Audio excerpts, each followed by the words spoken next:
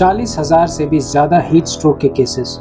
सिर्फ दिल्ली में 24 घंटे के अंदर 17 लोगों की मौत हीट रिलेटेड प्रॉब्लम से हुई है। 2024 में हीट वेव से अब तक हज़ारों लोग अपनी जान गंवा चुके हैं। इंडिया ने अपने मॉडर्न इतिहास का सबसे सीवियर हीट वेव एक्सपीरियंस किया है।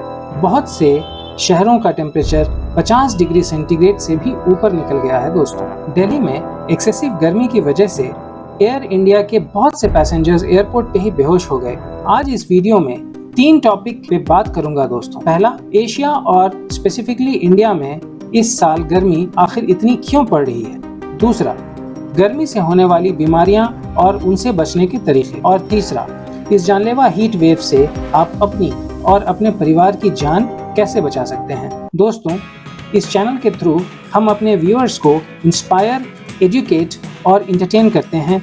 ऐसी क्वालिटी वीडियोस देखने के लिए please subscribe and like our channel. Deforestation, जंगल की कटाई और डिफॉरेस्टेशन की वजह से टेम्परेचर 1 डिग्री सेंटीग्रेड से लेकर 4.5 डिग्री सेंटीग्रेड तक बढ़ जाता है। आजकल coal mines, iron ore, bauxite, granite, limestone mines के लिए तेजी से जंगल काटे जा रहे हैं। एग्जाम्पल के तौर पे 1500 स्क्वायर किलोमीटर में फैले हस्देव फॉरेस्ट को इंडिया का लंग्स भी कहा जाता है। यहाँ 23 कोल ब्लॉक्स हैं। कोल माइनिंग यहाँ का एक बहुत बड़ा बिजनेस है। 2.5 लाख ट्रीज को काटा जाएगा। इनमें से 98,000 ट्रीज ऑलरेडी कट किए जा चुके हैं दोस्तों। 2020-21 में लगभग 31 लाख पेड़ काटे गए कंस्ट्रक्शन और इंफ्रास्ट्रक्चर डेवलपमेंट के नाम पे। क्लाइमेट चेंज, दूसरा सबसे बड़ा रीजन है क्लाइमेट चेंज। एटमॉस्फेयर में ग्रीन हाउस गैसेस जैसे कि carbon dioxide, methane, nitrous oxide, fluorinated gases जमा हो जाती हैं। आपने नोटिस किया होगा कि गर्मी में जिस घर या रूम में शीशे की खिड़की होती है वो ज्यादा गर्म होते हैं। इसका रीजन है कि धूप जब ग्लास पे पड़ती है तो अंदर आ जाती है, लेकिन धूप जहाँ पड़ती है वहाँ गर्मी पैदा करती है। और धूप और गर्मी 2 अलग अलग चीजें हैं दोस्त। धूप तो शीशे से पार हो जाती है, लेकिन हीट या गर्मी रूम में ट्रैप हो जाती है और रूम को गर्म कर देती है। इसका इस्तेमाल ठंडे देशों में सब्जियां और फूल उगाने में किया जाता है। इसको ग्रीन हाउस बोलते हैं। ठीक इसी तरह ये ग्रीन हाउस गैसेस हमारे अर्थ के चारों तरफ एक ग्लास जैसा लेयर बना देती है दोस्तों। ये गर्मी या हीट को यूनिवर्स में जाने से रोकती है। इससे टेम्परेचर बहुत बढ़ जाता है। तीसरा बड़ा रीजन है एयर पॉल्यूशन। एयर पॉल्यूशन भी कुछ इसी तरह काम करती है और हीट को एब्जॉर्ब करके उसे आकाश में जाने से रोकती है। लेकिन एयर पॉल्यूशन के और भी बहुत से नुकसान हैं दोस्तों। ये हमारे लंग्स के लिए बिल्कुल भी अच्छा नहीं और बहुत सी रेस्पिरेटरी डिजीजेस पैदा करता है। 19 जून को state of global air 2024 report publish हुई, जिसमें ये बताया गया कि 1,69,400 डेथ्स सिर्फ इंडिया में हुई ड्यू टू एयर पॉल्यूशन। ये एक सोचने वाली बात है दोस्तों। आपको पता होगा कि इंडिया में 55% एनर्जी थर्मल पावर प्लांट से पैदा की जाती है, जो हमें बीमार और बहुत बीमार कर सकता है दोस्तों।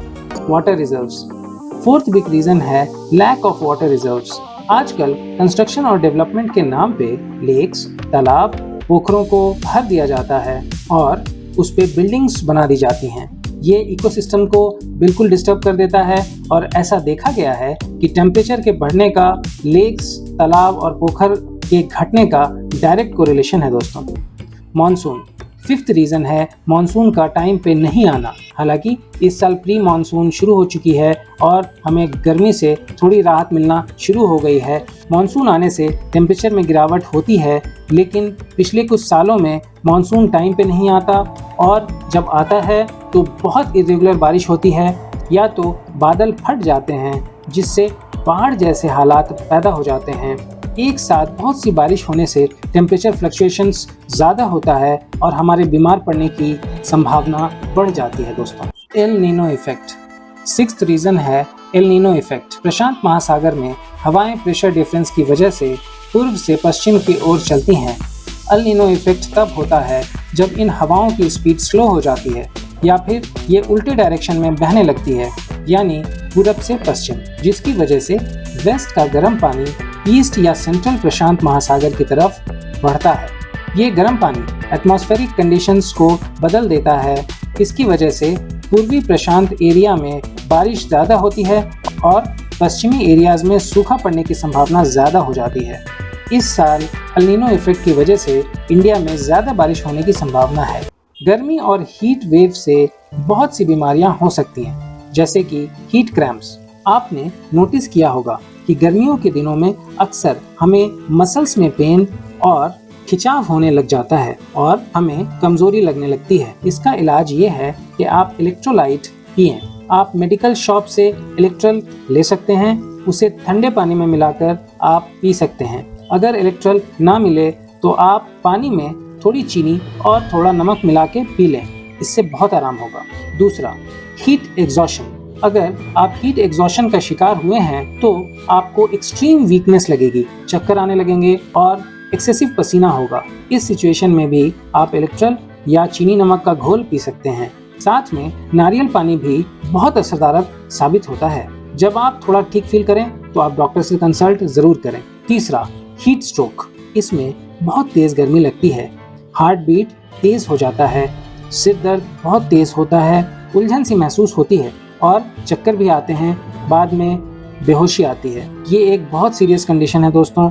आपको तुरंत ही नज़दीकी हॉस्पिटल में जाना चाहिए और जब तक आप ना जा पाएं तब तक बॉडी को ज़्यादा से ज़्यादा ठंडा रखने की कोशिश करनी चाहिए।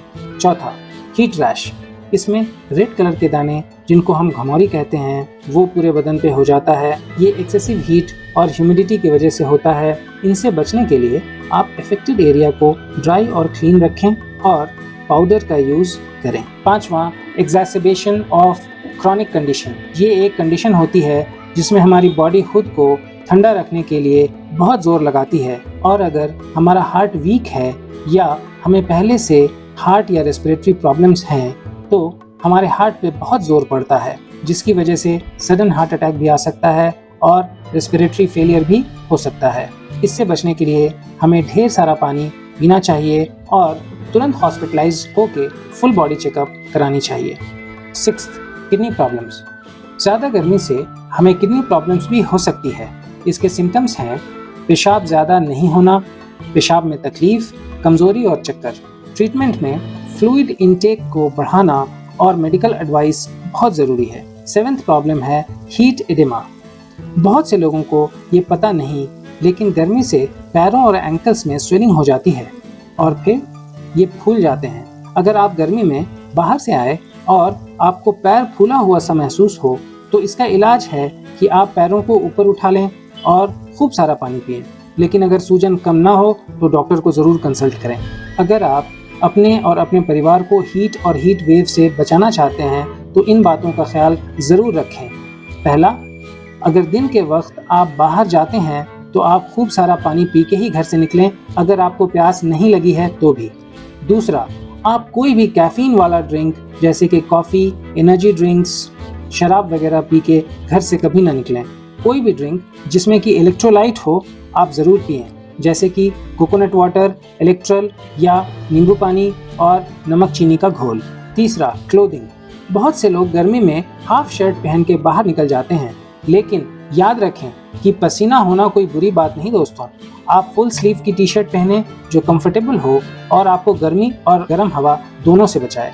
सर को खुला मत रखें ताकि डायरेक्ट सर में हीट ना लगे।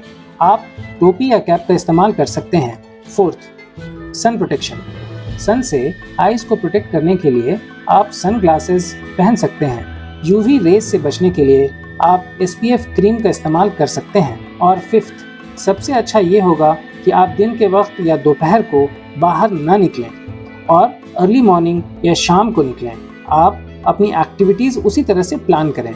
उम्मीद है आप अपना ख्याल रखेंगे और इस गर्मी, हीट वेव और आने वाले मॉनसून के लिए तैयार रहेंगे। Hope you like this video. Take care. जय हिंद। Bye bye.